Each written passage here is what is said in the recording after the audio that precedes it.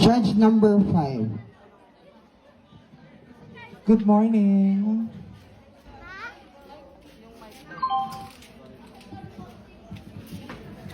Hello.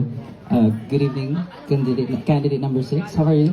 I'm feeling ecstatic right now and to be here in front of you guys, and also I would like to take this opportunity to thank the organizers for this pageant making possible, and also to the panel board of judges for sitting there. Good morning. Yeah, that's great to hear, and I love your confidence, really. So this is your question. Madali lang, sir, ha? Char. I'll try. Okay. So as a part of LGBT community, you know very well that everyone inside that community is faced with discrimination and prejudice, right? So my question would be, if you could change one misconception about the LGBT community, what would it be and why? Come again, sir? So my question would be, if you could change one misconception about the LGBT community, what would it be and why? Upang mas mapalawig natin ang ganitong uri ng kasagutan at upang mas maunawaan ng mas nakakarami gayon din ng mga kapwa ko LGBTQ community, nais kong gamitin ang aking wikang napagkadalubhasaan sa aking napagtapusang kurso. Ito ang wikang Katagalugan. Sa aking pagpapakadalubhasa bilang isang guro, nais kong sabihin sa inyo na hindi lang sa babae, hindi lang sa lalaki naaangkop ang salitang diskriminasyon. Hindi naaangkop base sa nakikita mula sa postura mo. Hindi naaangkop base sa mga salitang binibigkas mo. Bagkus ang salitang diskriminasyon naaangkop base sa ginagawa mo. Maliman o tama ito para sa mga tao.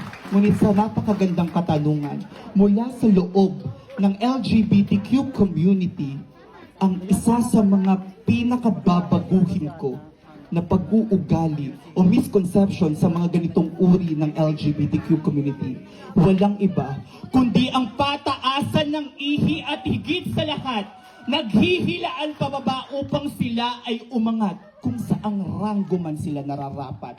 Nais kong iisipin at nais kong itarak sa inyong utak na kailanman hindi nagsisimula ang diskriminasyon mula sa lalaki at babae, dahil mismo sa bilog o circle o umbrella ng LGBT nagsisimula ang salitang diskriminasyon. Kung gusto natin kamtan ang tunay na kapayapaan, di sana mas kamtan muna natin ang salitang respeto, ano man ang iyong maging kasarian.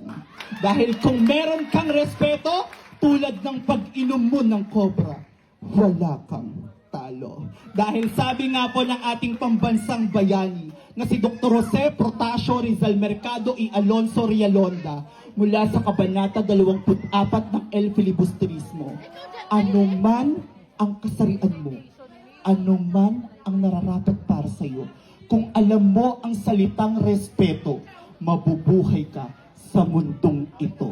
At nais kong sabihin sa inyo, mula po sa inyong lingkod, at mula po sa kaibuturan ng aking puso, ako po ang magsisilbing bukay katotohanan na dito magsisimula ang tunay na pagbabago. Madam and Sir, naniniwala ba kayo na bago ko tapusin ang sentimentong ito, mag-iiwan ako sa inyo ng isang katanungan? Sir, hahayaan mo ba na sa pagising mo ng umaga, pupunain at pupunain ka ng iyong kapwa? Madam, Sir, Madam, Sir, kung hindi ang inyong nasasagot, therefore, I already answered your question. This is my straightforward answer to that straightforward question. If the other people are not satisfied to my answer, I'm here at the backstage. Just call me. I'm always free. Over a cup of coffee. Good morning. Very well said. Thank you, candidate number 6.